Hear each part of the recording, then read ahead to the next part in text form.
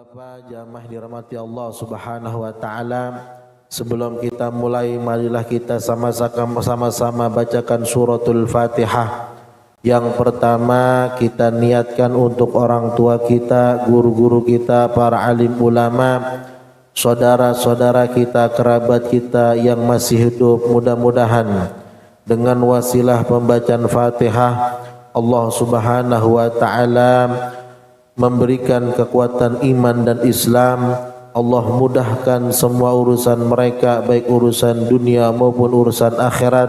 Allah berikan rezeki yang barakah, rezeki yang halalan tayyiban kathiran, dan mudah-mudahan senantiasa diberikan kesehatan oleh Allah Subhanahu wa taala zahir dan batinnya, dan dijauhkan dari segala musibah, fitnah, bala, penyakit dan setiap keburukan.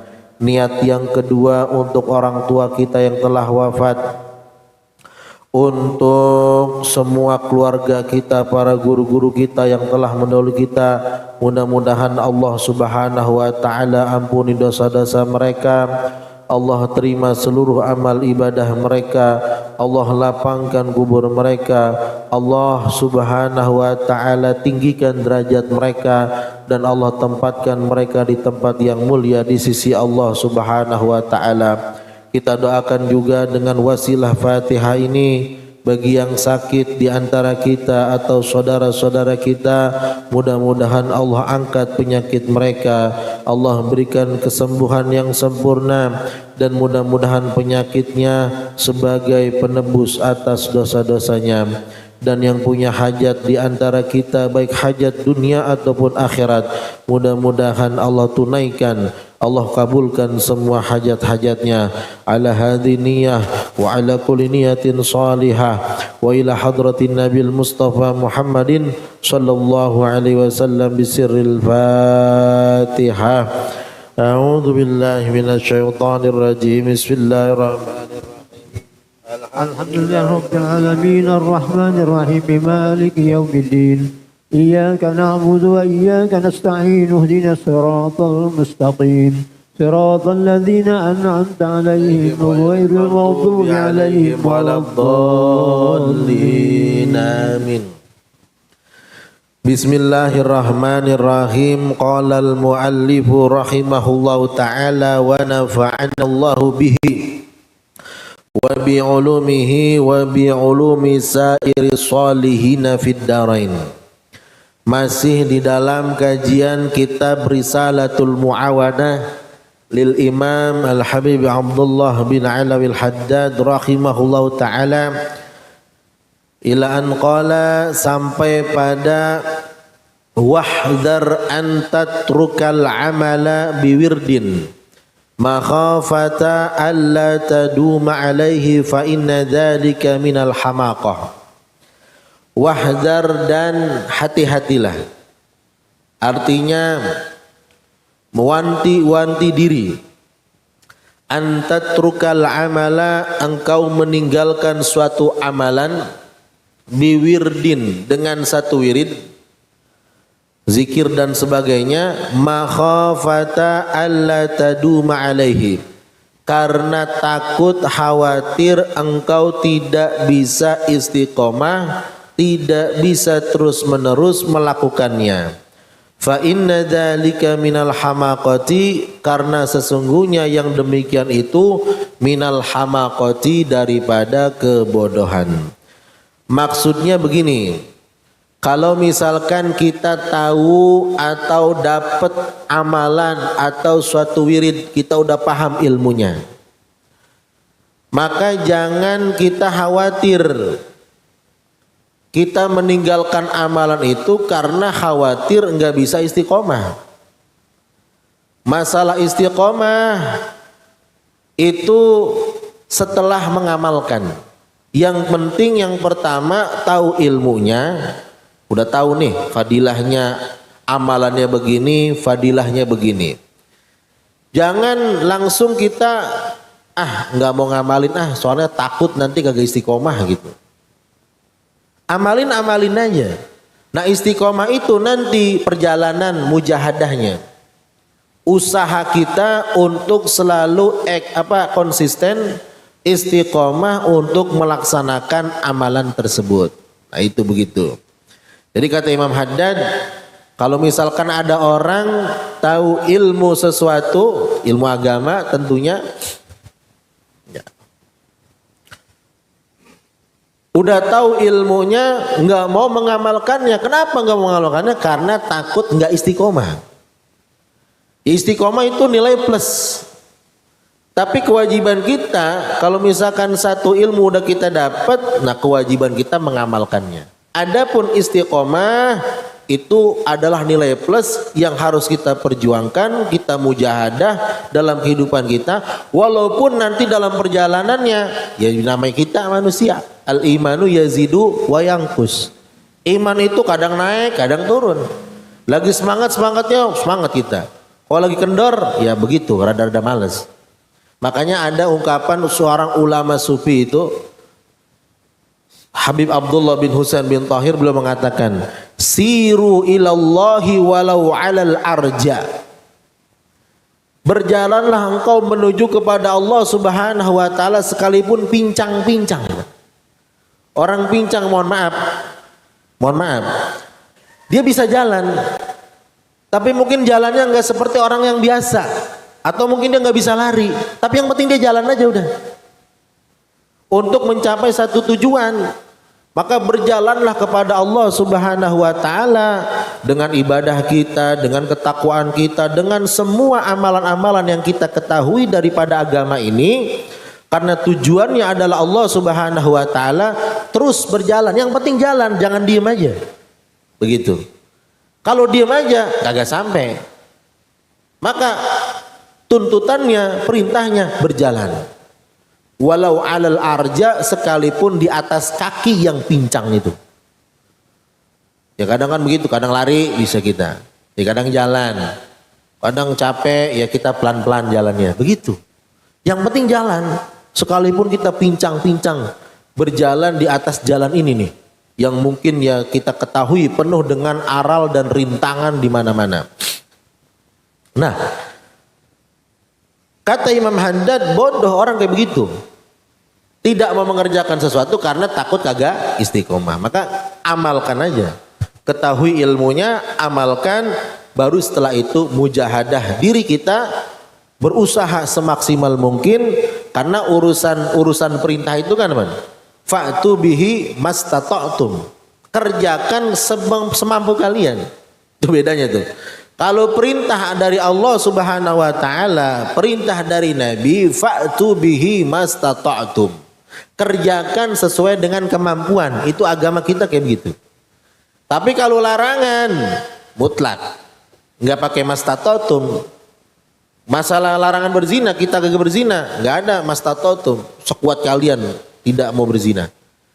Kalau sholat mastata'tum, wajibnya berdiri sholat fardu, kagak bisa duduk, kan begitu.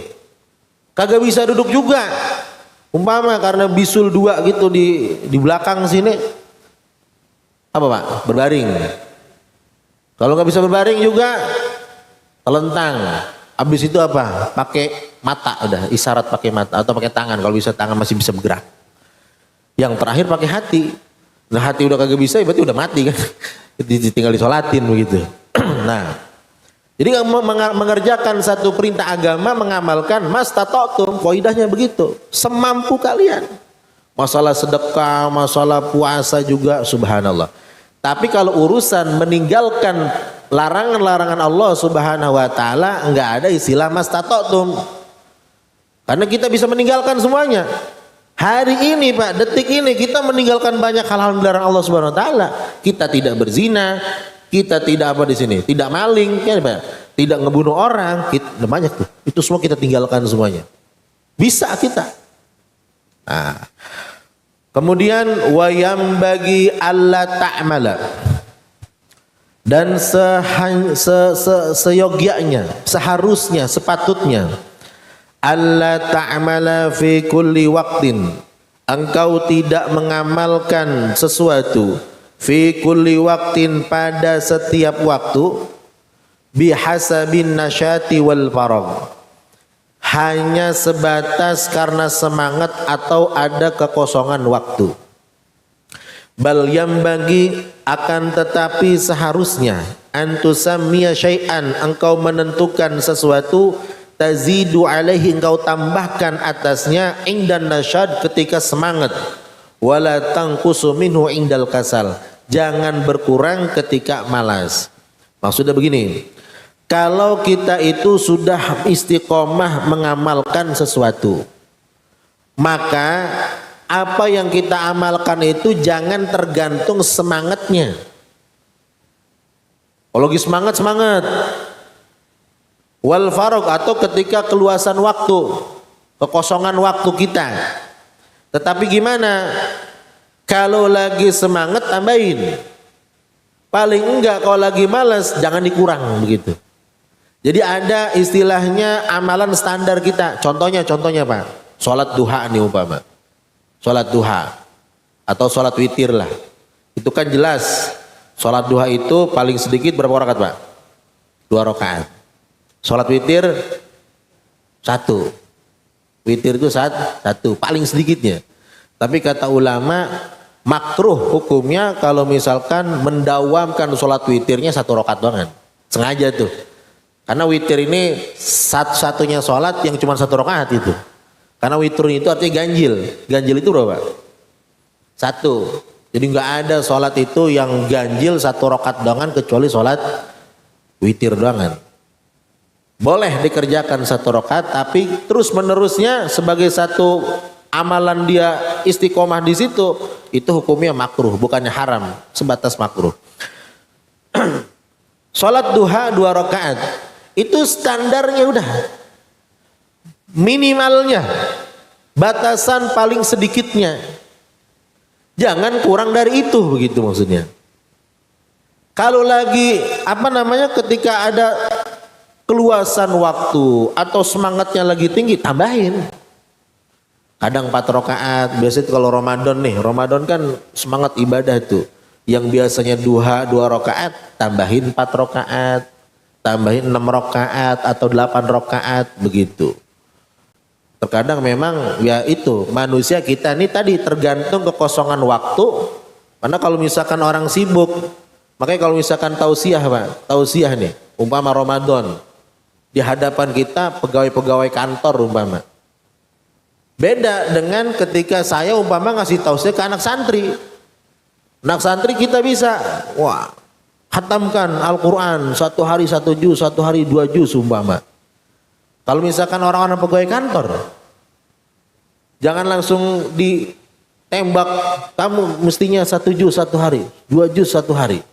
Ya mereka dari pagi sampai sore mereka kerja. Mungkin waktunya tidak seperti anak santri yang ada di pondok, mereka itu luas waktunya, banyak waktunya untuk menghatamkan Al-Quran, untuk menyempurnakan bacaan Al-Quran dan sebagainya. Nah, ketika Allah Subhanahu wa taala berikan kepada kita semangat yang kuat, dorongan yang kuat dan waktu yang luang, maka gunakan itu untuk menambah gitu. Menambah amalan kita, baca Al-Quran kita, sholat duha kita dan sebagainya. Makanya kalau misalkan bapak-bapak pernah dengar itu ada satu kota di Yaman itu, di Hadramaut, itu yang tarawihnya 100 rakaat. Sempat viral itu kan. Ada satu kota secara secara keseluruhan ini, orang kalau misalkan tinggal di situ dia bisa melaksanakan sholat tarawih 100 rakaat. Orang bingung, ini tarawih apa 100 rakaat? Biasanya berapa? 20 rakaat. Dan sekarang udah banyak yang 8 rakaat itu udah banyak gitu. Ini gimana kayak begitu? Karena memang tradisi dan suasana kondisi lingkungannya sangat mendukung. Karena di sana itu masing-masing masjid punya jadwal tarawih masing-masing Pak. Masjid ini umpama tarawihnya Isya, sholat Isya di awal waktu langsung sholat tarawih. Nanti masjid yang satunya lagi punya jadwal jam 9 malam. Sholat Isyanya tarawihnya sampai jam 10. Masjid yang satunya lagi jadwalnya jam 11 malam. Ini Ramadan. Sampai jam setengah 1. Nanti di masjid yang lain ada lagi jadwal jam setengah 1 sampai setengah 2. Terakhir ada masjid yang setengah 3 jadwalnya. Sholat isanya setengah 3. Lanjut sholat taraweh jam setengah 4 bubar. Jadi kalau misalkan ada orang yang ingin melaksanakan sholat taraweh, itu mendukung suasananya. Jam 9 dia jam 8, setengah 8 isya di sini dia. Selesai taraweh di sini, lanjut lagi ke masjid yang satunya lagi. Terus sampai sahur dia lakukan itu sholat taraweh 100 rakaat dengan masjid yang berbeda, jamaahnya beda-beda. Masjid ini. Dan itu mendukung suasananya. Bisa kayak begitu. Nah kalau kita kan kagak bisa kayak begitu. Bener Pak ya? Nggak ada di sini di masjid di sini kita tuh tarawih jam 10 malam. Padahal boleh-boleh aja karena sholat tarawih itu yang penting setelah melaksanakan sholat isya. Dan waktu itu dari isya sampai subuh itu waktu isya itu. Jadi niat mengakhirkan itu nggak apa-apa ketika kita yang penting bangun nantinya gitu. Nanti habis sholat subuh Pak, istirahat itu tidur sampai johor kadang tidur karena malamnya itu kagak tidur dari habis subuh nih jam setengah 7 tidur sampai jam 11. Jadi malam jadi siang, siang jadi malam. Jadi sangat mendukung, ada keluasan waktu.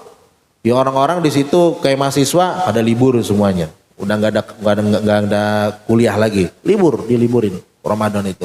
Jadi fokus ibadah, fokus khataman Quran, fokus kajian-kajian dan sebagainya.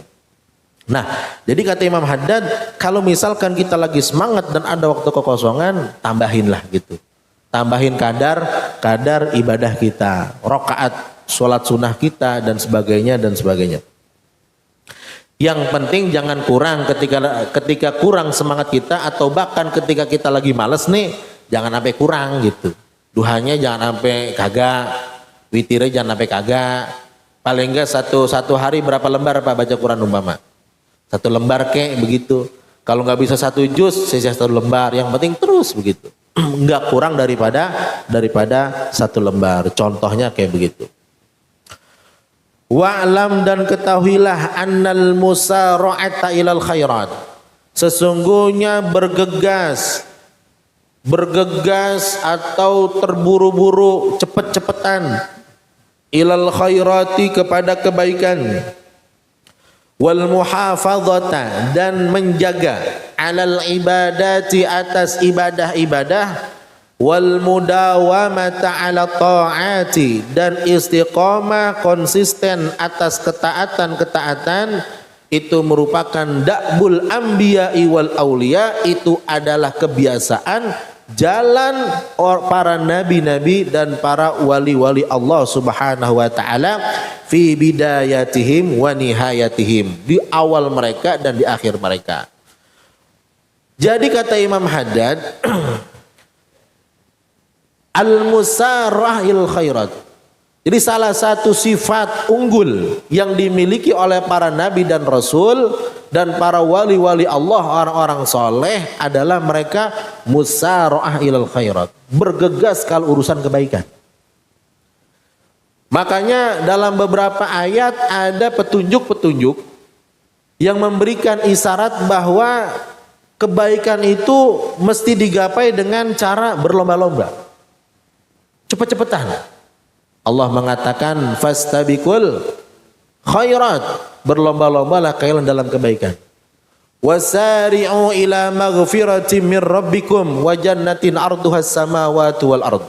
Dan bergegaslah engkau menuju kepada ampunan Allah Subhanahu wa taala dan menuju surga yang luasnya itu langit dan bumi, disediakan bagi orang-orang yang bertakwa kepada Allah. Banyak tuh ayat itu. Wa fi dzalika falyatanafasil mutanafisun. Khitamuhu miskun wa fi dzalika falyatanafasil mutanafisun. Tanafus, saling saing-saingan, bersaing-saing. Tapi bersaing-saingnya itu dengan kebaikan. Bersaing-saing itu dengan tidak menyikut atau tidak menyakiti. Sama kayak orang balapan motor begitu. Kalau pengen menang ya udah kencang-kencangan ngegas aja. Jangan temennya diapain? Bannya diapain tuh? Dikempesin umpama. Itu namanya saingan tapi ngikut orang. Itu buruk yang kayak begitu, akhlak tercela. Yang bagus gimana? Udah falyatanafasil mutanafisun. Falyamalil amilun. Wasari'u ila maghfiratin. Badiru, kata Nabi, badiru bil a'mal fitanan kaqita'il lailil mudlim. Yusbihu rajulu mu'minan wa yumsi kafiran wa yusbihu mu'minan wa yumsi kafiran, dan seterusnya dan seterusnya. Ada cerita menarik, Pak. Pernah Nabi Musa itu dijanjikan oleh Allah Subhanahu wa taala bersama dengan kaumnya untuk ketemu dengan Allah Subhanahu wa taala di bukit Tur Sina. Di waktu yang telah Allah janjikan 70 orang ikut dengan Nabi Musa. Sisanya dititipkan kepada Nabi Harun alaihissalam. Nah, ketika Nabi Musa berjalan bersama dengan kaumnya, berjalan untuk menuju puncak bukit Tursina, tahu-tahu Nabi Musa buru-buru dia. Orang makan bareng-bareng nih, bareng-bareng gitu kan supaya nggak pada kemana-mana gitu. Ini enggak, Nabi Musa duluan jalannya. Akhirnya ditanya sama Allah Subhanahu wa taala, "Wa ma a'jalaka an qaumika ya Musa?" Wa ma a'jalaka an qaumika? Kenapa engkau wahai Musa terburu-buru ninggalin kaummu itu? Apa kata Nabi Musa? Qala hum ulai al athari. Ya Allah, mereka nyantai aja ya Allah, mereka ngikutin saya nantinya. Kan ada jejaknya tuh, tahu nih jalannya kemana, mereka bakal ngikutin. Lantas kenapa engkau buru-buru? Nah, a'jalaka, yang membuat engkau terburu-buru. Nah, Nabi Musa ngasih alasan. Wa ajiltu ilaika rabbi litardo. Ya Allah, aku terburu-buru untuk menemuimu ya Allah, litardo, agar engkau ridho kepadaku. Untuk mencapai ridho Allah Subhanahu wa taala, Nabi Musa wa ajiltu ilaika. Terburu-buru. Bergegas-gegas sampai ninggalin kaumnya. Sampai ninggalin kaumnya, biarin mereka nanti ngikutin dari belakang. Yang penting aku, kata Nabi Musa, ajiltu ilaika rabbi litarda. Nabi Musa, Nabi dan Rasul, pasti Allah ridho kepada Nabi Musa. Maksudnya apa? Kata ulama seperti dalam tafsir Al-Baghawi disebutkan litazdada ridhon anni. Ya Allah, aku bergegas menuju kepadamu ya Allah supaya tambah ridho lagi. Bukannya sebelumnya enggak ridho supaya diridoin, enggak. Nabi Musa udah diridoin Allah Subhanahu wa taala.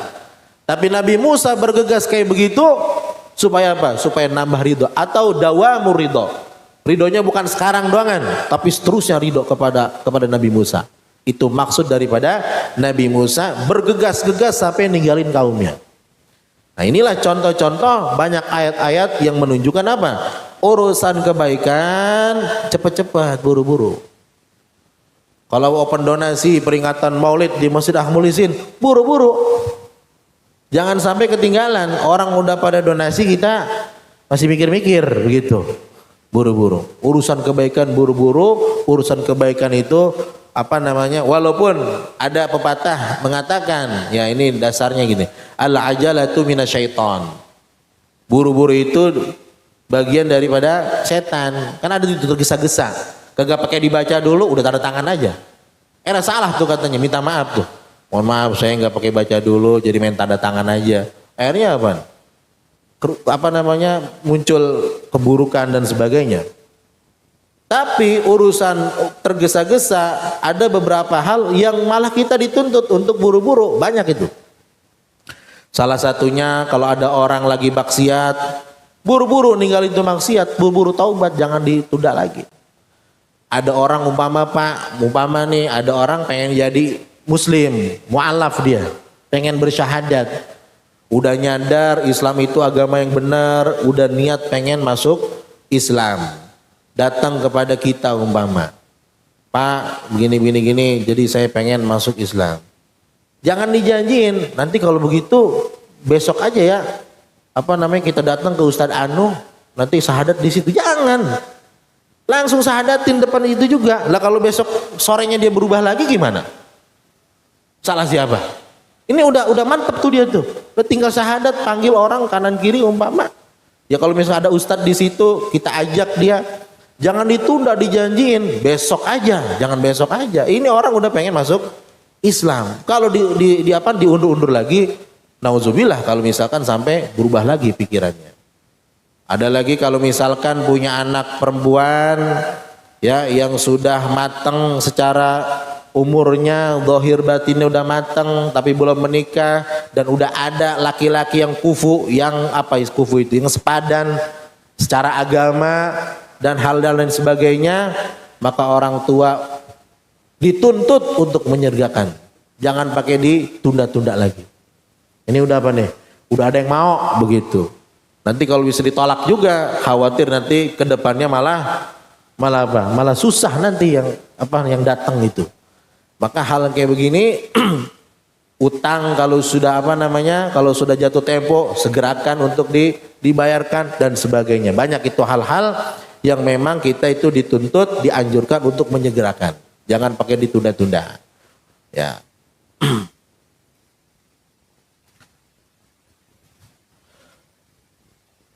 Nah, bersegera menuju kepada kebaikan, kemudian istiqomah dalam ibadah dan terus taat kepada Allah Subhanahu wa taala, itu adalah jalan para nabi dan rasul, orang-orang soleh fi bidayatihim wa nihayatihim, di awal mereka dan di akhirnya. Jadi mereka istiqomah itu. Maka istiqomah itu sebenarnya apa? Istiqomah yang sempurna, yang hakiki. Kapan itu kita dinyatakan orang ini istiqomah itu? Kalau sudah meninggal dunia. Kalau sudah wafat meninggal dunia, baru ini istiqomah, benar-benar istiqomah. Artinya apa?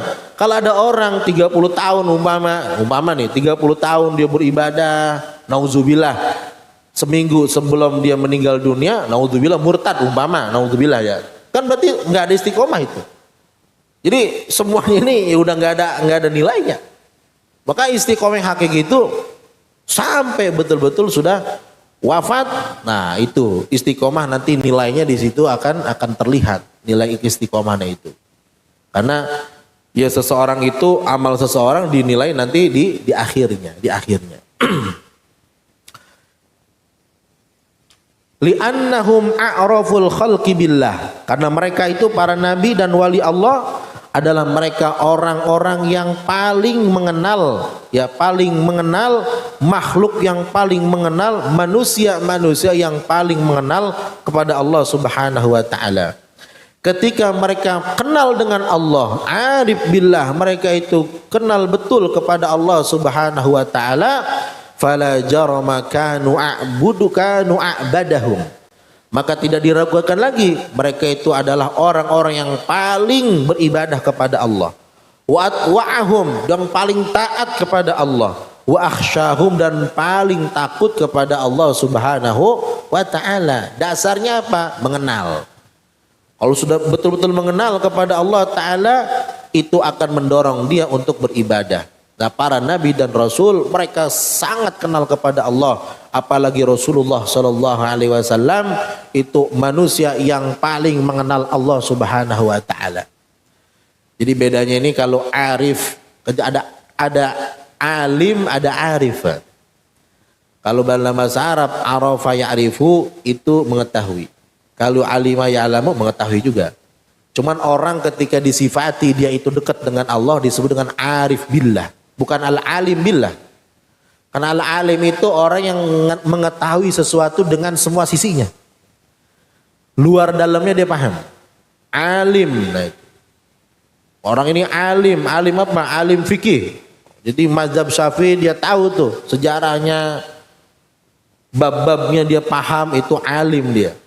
Tapi kalau arif mengetahui sesuatu walaupun dari satu sisi, itu arif.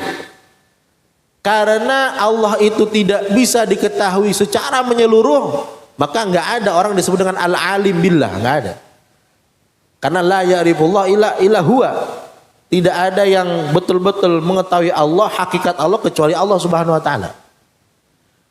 Maka kalau ada wali, ahli ibadah, ahli taat, disebut dengan, kadang kita dengar al-arif billah, karena dia mengenal Allah dari salah satu sisinya, baik itu dari sifat-sifat Allah Subhanahu wa taala ataupun yang lainnya.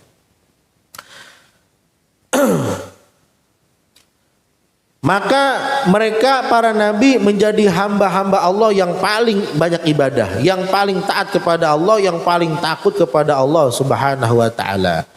Fa inna iqbalal abdi ala rabbih, maka sesungguhnya datangnya seorang hamba kepada Tuhannya, kepada Allah taala, wa ibadatihi lahu, dan ibadahnya kepada Allah, ala qadri mahabbatihi lahu, sesuai dengan tingkatan kecintaan dia kepada Allah Subhanahu wa taala. Jadi begini nih kalau rentetannya. Pertama kenal dulu. Setelah kenal cinta, setelah cinta baru ibadah. Saya ulangi lagi. Kenal dulu kita kepada Allah. Maka kenal ini kan kudu belajar sebenarnya. Ada ilmu tauhid, ada ilmu tasawuf, mengenal Allah itu sifat-sifat dan sebagainya. Nah itu mengenal dulu Allah itu siapa gitu. Zat yang kita sembah ini kayak gimana sih sifat-sifatnya? Ya. Setelah kita mengetahui, kemudian akan mendatangkan cinta. Ini ada istilah tak kenal maka tak sayang, kan begitu. Semakin kita kenal, kenapa kita cinta kepada orang tua kita? Kita kenal kita. Mulai dari kita bisa ngelihat, kita yang kita lihat orang tua kita, bapak ibu kita. Makanya kita apa? Kita kenal, kita cinta. Setelah kita cinta kepada Allah Subhanahu wa taala, baru ini akan menghasilkan ibadah, taat kepada Allah Subhanahu wa taala. Jadi sebaik-baiknya ibadah, sebaik-baiknya sholat adalah yang dasarnya cinta, Pak. Bukan sekedar apa? Menggugurkan kewajiban semata. Maghrib nih, buru-buru kita sholat. Ntar kalau nggak sholat kita gimana nih? Aduh, kepikiran gini. Jangan. Yang mengerjakan sholat itu, mengerjakan ibadah nih, ya dasarnya cinta kepada Allah.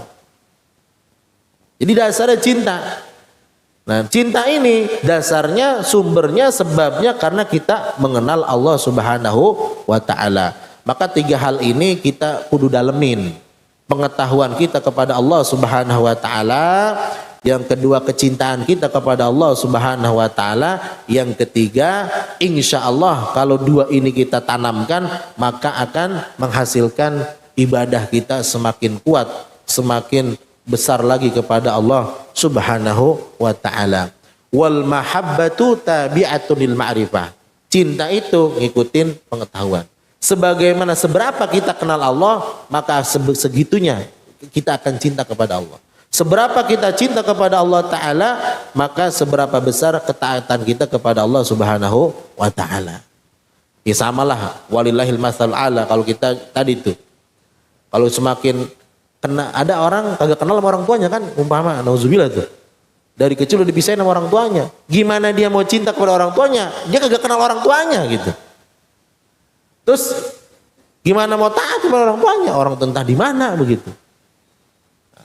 Kalau yang dari kecil udah kenal orang tuanya, jelas dia akan cinta kepada ibu bapaknya. Kalau cinta dia besar kepada ibu bapaknya, maka taatnya dia, baktinya pun makin besar kepada dia. Itu secara apa istilahnya? Hukum apa? Hukum kebiasaannya begitu. Kayak begitu. Fakullama kanal abdu a'rafa billah. Maka sebagaimana seorang hamba itu lebih mengenal kepada Allah Subhanahu wa taala, kana asyadda hubban lahu, maka akan lebih cinta lagi kepada Allah Subhanahu wa taala, wa aktsara ibadatan, maka akan lebih banyak lagi beribadah kepada Allah Subhanahu wa taala. Maka Pak jamaah sekalian rahmat Allah Subhanahu wa taala, mari kita memulai dari diri kita sendiri, bahwa ibadah yang kita lakukan taat ini dasarnya cinta, dasarnya cinta. Makanya kan ada qul in kuntum tuhibbunallaha fattabi'uni yuhibbukumullah. Jadi rasa cinta itu penting, bukan sekedar taat doang kan begitu. Maka ada orang sebagian kelompok dari kaum muslimin ini mengesampingkan tentang masalah rasa cinta itu. Ya. Yang penting agama ini taat aja udah. Yang penting kerjain perintah, begitu. Karena kenapa? Ada orang melaksanakan ibadah kan dasar terpaksa. Kita nggak mau kayak begitu. Pengennya kita dasarnya adalah cinta. Makanya ada mahabbah nih. Kenapa sih aja baca maulid istilahnya itu? Kenapa kita ziarah kubur? Kenapa kubur Nabi SAW dan sebagainya? Ini kan semuanya untuk menanamkan cinta. Supaya apa yang kita lakukan ini, ibadah ini, agama ini, dasarnya adalah cinta dulu begitu. Cinta, bukan sekedar perintah ini ikutin begitu. Maka sebagian orang ada yang mengatakan kayak begitu. Apa itu rasa-rasa cinta gitu-gitu? Yang penting kerjain aja udah. Yang penting amalkan. Yang penting ibadah. Yang penting sholat. Yang penting ini. Mau dasarnya apa itu? Nomor sekian. Nah, kita enggak. Kita pengen semua ibadah kita, ya semuanya dasarnya cinta kita kepada Allah dan Rasulullah sallallahu alaihi wasallam. Fa in syaghalaka jam'uka lid-dunya wa tiba'uka lil hawa. Apabila jam'uka syaghalaka jam'uka lid-dunya, apabila kesibukanmu mengejar dunia itu melalaikanmu, wattiba'uka lil hawa, atau engkau mengikuti hawa nafsu, an ittikhadil awrad, daripada menjadikan wirid-wirid sebagai amalan, wa mulazamatil ibadat, dan istiqomah terus beribadah. Fajtahid an taj'ala li rabbika sa'atan min awwali naharika wa sa'atan min akhirih. Maka berusahalah untuk menjadikan sedikit 1 jam, 1 waktu untuk Tuhanmu, min awwali naharika, dari awal siang, dan sa'atan min akhirih, dan 1 waktu di akhir siangnya. Maksudnya begini, kita kan manusia yang punya kesibukan macam-macam. Ada yang kerja, ada yang ini begini-gini. Kalau kita nggak bisa terus menerus setiap waktu kita beribadah, dan tentunya kita kayak begitu modelnya, nggak bisa kita sepanjang hari ibadah terus. Maka kata Imam Haddad, ya karena kita ngumpulin dunia, maksudnya ya kita kerja, kita nyari duit, kita gawe, kita macul di kebun umpama dan sebagainya. Nggak bisa tuh 1 hari penuh kita betul-betul ibadah, mulazamatul ibadat, nggak bisa umpama. Maka kata Imam Haddad, paling enggak di pagi hari ada 1 waktu kita betul-betul ibadah gitu. Dan di akhir siang kita tutup dengan ibadah. Terserah. Kalau misalkan di awal nahar nih, awal siang, kira-kira apa amalannya Pak? Yang kita emang di situ ya kita nyembah Allah, kita sholat umpama, atau kita baca wirid, begitu. Jadi ada amalan pagi dan amalan sore. Kalau pagi umpama habis syuruk nih, ya sholat duha, baca doa di situ. Kalau ada wirid zikir, silakan dibaca di situ. Yang kita punya wiridan atau zikiran, punya rotib atau apa, baca itu. Paling atas sa'ah min awalin nahar, wa sa'ah min akhirih. 1 waktu di awal siang dan 1 waktu di akhir siang. Nah, kalau kita baca Imam Haddad ini sendiri, pengarang kitab ini, itu punya Al-Wirdul Latif. Itu amalan Wirdul Latif, itu amalan yang dibaca ya bagi seorang muslim di pagi dan di siang sore, di sore, pagi sore itu. Allahumma inni asbahtu minka fi ni'matin, atau yang sore hari Allahumma inni amsaitu minka. Itu wirid-wirid semuanya itu. Dan semuanya itu wirid-wirid itu ma'thur dari Nabi Muhammad SAW. Cuman Nabi kan nggak langsung sekaligus berat begitu. Nih amalin dari A sampai Z, enggak. Di berbagai sumber-sumber hadis Nabi mengatakan baca ini, baca ini, baca ini. Tapi apa? Secara terpisah. Sama Imam Haddad dikumpulin. Jadi satu dari satu wirid, dari satu zikiran begitu. Maka disebut dengan ada Rotibul Haddad, ada Wirdul Latif, ada Rotibul Attas, dan wirid-wirid yang lainnya. Ada Hizbu Abi Hasan Asyadili, ada Hizbul Bahar dan sebagainya. Itu, nah yang kayak begitu adalah yang kita pegang 1-2 amalan yang kita baca di pagi hari ataupun kita baca di sore hari. Dikit lagi nih. Cukup? Masih?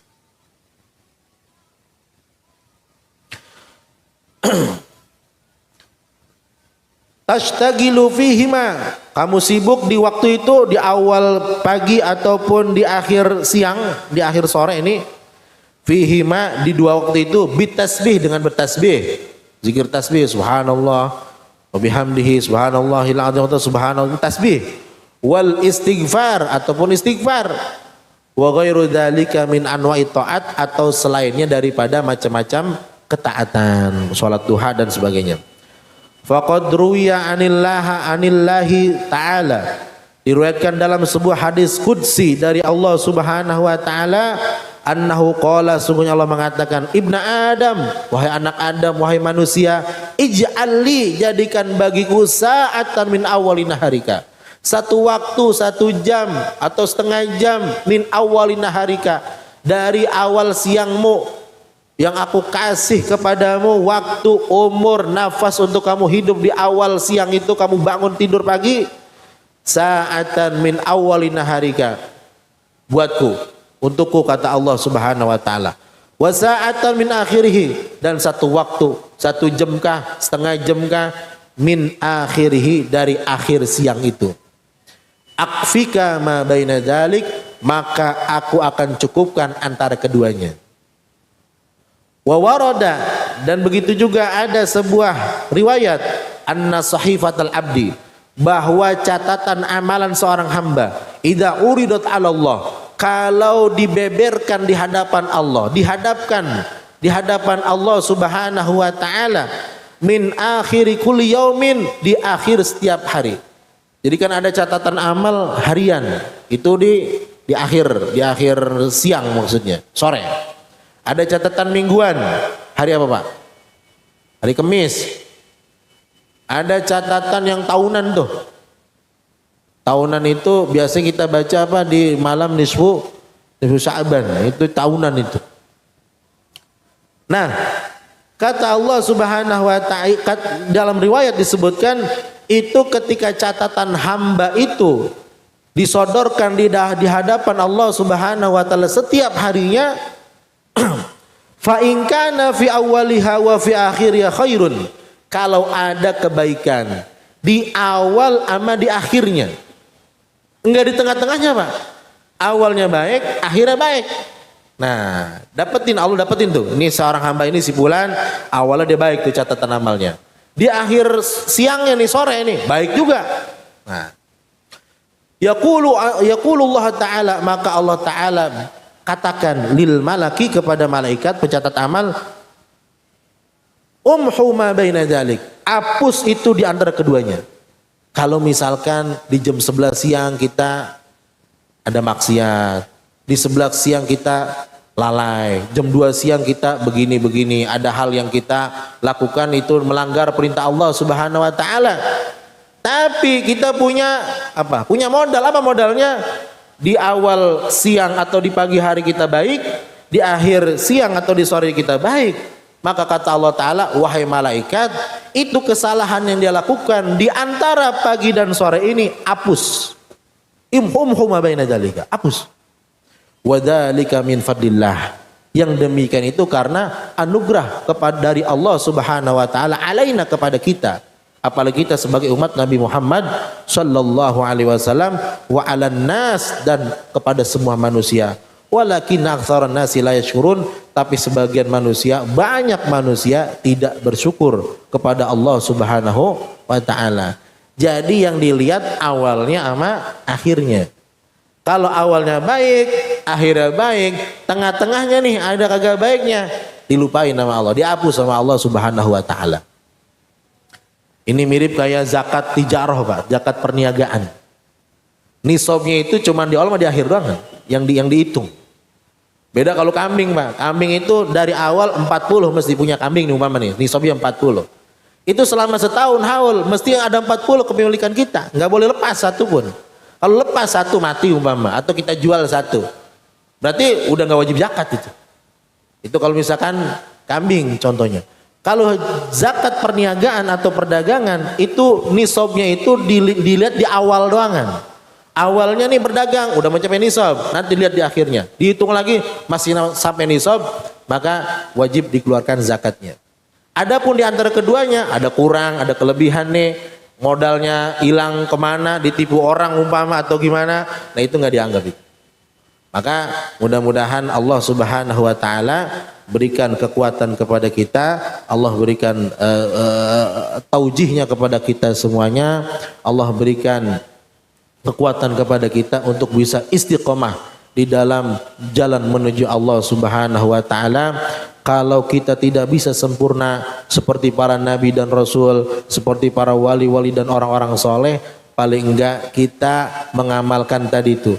Ada pagi yang kita amalkan, ada sore yang kita amalkan, yang kita baca sebagai penjagaan terhadap diri kita dan sebagai wasilah untuk mendekatkan diri kita kepada Allah Subhanahu wa taala. Mudah-mudahan ada manfaatnya. Wallahu a'lam bissawab. Wa sallallahu ala sayyidina Muhammadin wa ala ali sayyidina Muhammad. Walhamdulillahi rabbil alamin. Wallafu minkum wassalamu alaikum warahmatullahi wabarakatuh.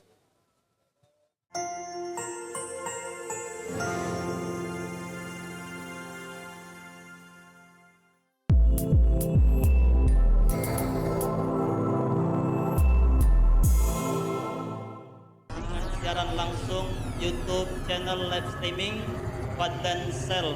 Jadi setelah acara nanti bisa ditonton kembali, dilihat kembali di YouTube channel Fadlan Sel, dan jangan lupa untuk like, komen, subscribe untuk membantu siar dakwah agama Allah Subhanahu wa taala.